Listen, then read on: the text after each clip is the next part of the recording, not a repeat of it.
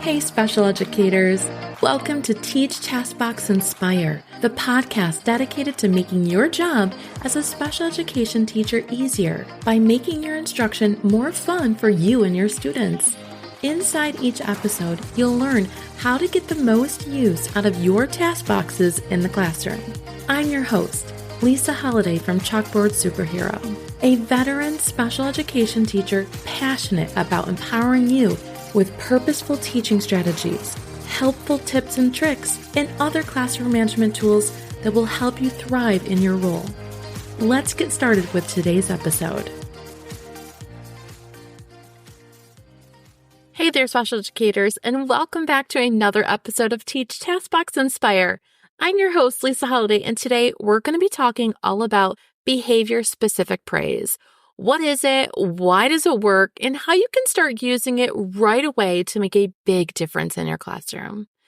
Have you ever caught yourself saying, "Good job," on autopilot, only to wonder if your students even know what they did right? I've been there too.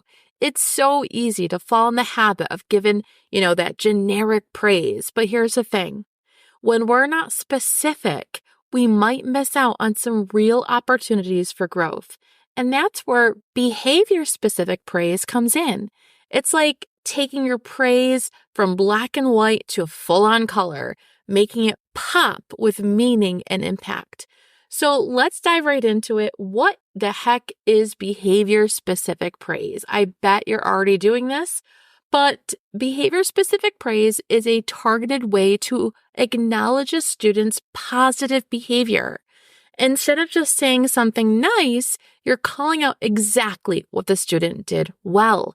This kind of praise gives them clear, immediate feedback and shows them exactly what behavior they should repeat in the future. So, why is behavior-specific praise so important? You might be wondering, okay, why the heck am I going to go the extra mile with my praise? Well, for starters, it's free. You can do it anytime, anywhere. It only takes a few seconds. But the real magic happens when you see the difference it makes.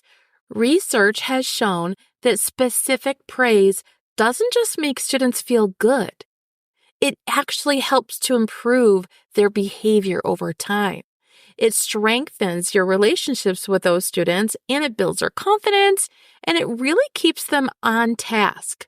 I remember a time when one of my students, let's call her Maria, was having a tough day. She was struggling to stay focused during our independent work time.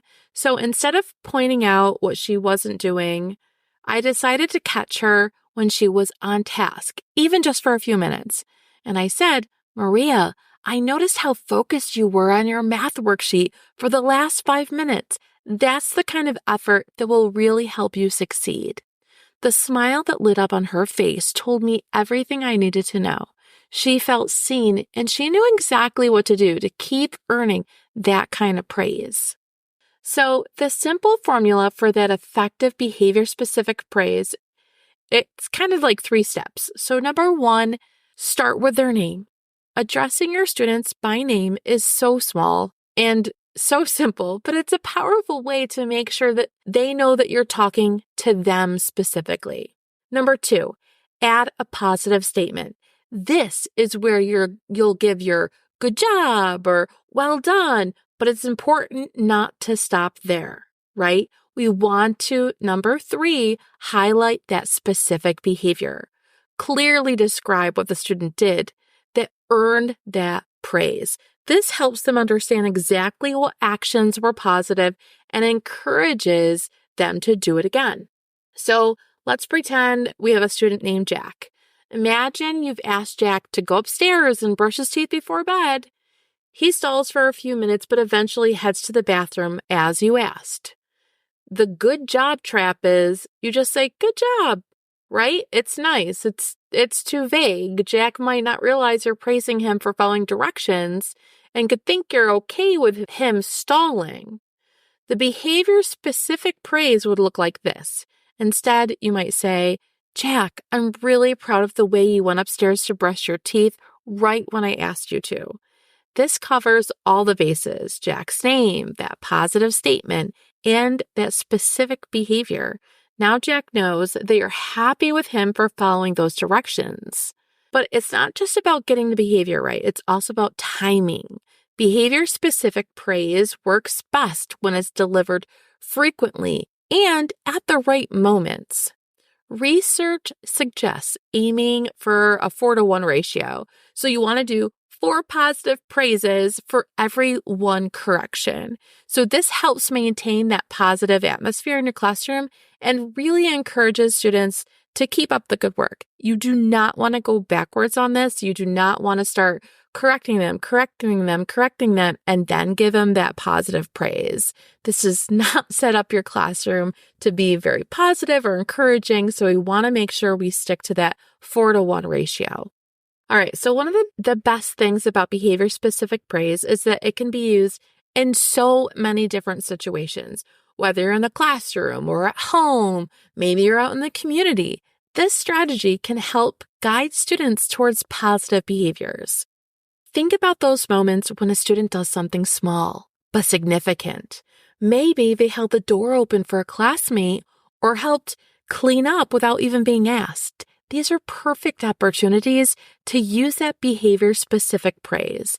By calling out these actions, you're not only reinforcing the behavior, but you're also helping your students understand the positive impact of their actions. I've seen this work wonders in my own classrooms. One year I had a student who really struggled with transitions. Let's just call him Alex. Every time we had to move from one activity to the next, Alex would have a hard time staying calm and focused. One day I caught him transitioning so smoothly from our morning meeting to independent work. And I said, Alex, I really appreciate how you calmly moved from your desk and got started on your work right away. That shows great responsibility. And from that day on, I made it a point to praise Alex every time he had a successful transition. Over time, these little moments of difficulty became less and less frequent, and Alex began to take pride in that ability to manage his own transitions better. And that's kind of the goal, right? We want them to start reflecting on their own actions. So let me just kind of stream through a bunch of examples that I came up with that you might be using. And something that I've learned in the past is having a list of behavior-specific praise phrases. Maybe it's a poster on the wall, maybe it's on your lanyard, maybe it's on your desk, on a sticky note, wherever it is. You've kind of pull that up and use it. Maybe you have some cards that you guys like to use to kind of go through so that you're not always using the same behavior-specific praise. So let me go through a few examples. So maybe instead of saying, oh, good job, you say, Sarah, I'm impressed with how you followed the schedule and transitioned smoothly to our next activity. Great job staying on track, right? Maybe David uses his communication board to ask for help. You're not going to say, oh, good job, buddy. You're going to say, David, you did a fantastic job using your communication board to ask for help. That's exactly how we use our tools to get what we need. Or maybe Maria shared her toys. You wouldn't say, oh, good job. You might even just say, good job, Maria. But you want to make sure that you say what she's doing good. Maria, I love how you shared your toys with your classmates today. It shows great teamwork and kindness. Maybe you have James followed the instructions for the science experiment and you just give him a high five, or maybe you don't praise him at all, but you want to make sure you have those 3 things. James, you followed the instructions for the science experiment perfectly, and you even cleaned up afterward. Well done being responsible. And I know sometimes he sounds super silly, but these little tricks are free to use. They cost you nothing. And you can have every single adult in your classroom using these. You might say, Liam, thank you for raising your hand before speaking. It helps keep our classroom organized and respectful. Instead of maybe, I've seen a lot of teachers kind of say this kind of stuff in their head or under their breath, like, oh, thank God he raised his hand. He just keeps talking and talking and talking. And you want to make sure that you're rewarding him for raising his hand before speaking. And so making sure you say that in the sentence is super helpful. You might also say something like, maybe you have Sophia who melts down all day long and she doesn't know how to use her coping strategies. However, one day she came in and you saw her using those coping strategies. You don't just kind of hug your heart and say, oh, I'm so glad she's doing that. Point it out. You say to her, get down on her level and say, Sophia, I'm so happy to see you using your coping strategies when you felt frustrated. That's a great way to handle your feelings, right? We want to be able to say these to our students on the fly. We want to say them so often that they feel confident, that they have that positive atmosphere. All right, so at the end of the day, the words you choose have a huge impact on your students. By using these behavior-specific praises, you're not just giving them compliments. You're really guiding those students toward behaviors that you want to see more of. And the best part, you're building a positive and supportive environment where students actually feel valued and understood.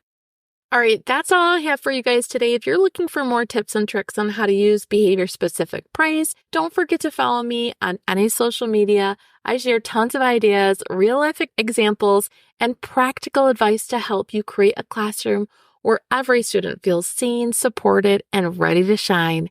Thanks so much, guys. Bye-bye. Thanks for tuning in to this episode of Teach, Taskbox, Inspire. I hope you've gained some tips and motivation to fuel your week ahead. If you're ready to explore more strategies for empowering your students as independent learners, be sure to dive into my free training at chalkboardsuperhero.com/training. And don't keep all this knowledge to yourself. Share this episode with your special education teacher friends who could use some motivation and inspiration. One more thing before you go. If you're finding this podcast helpful and want to show support, head to Apple Podcasts and leave your rating and review. Until next time, keep teaching, taskboxing, and inspiring.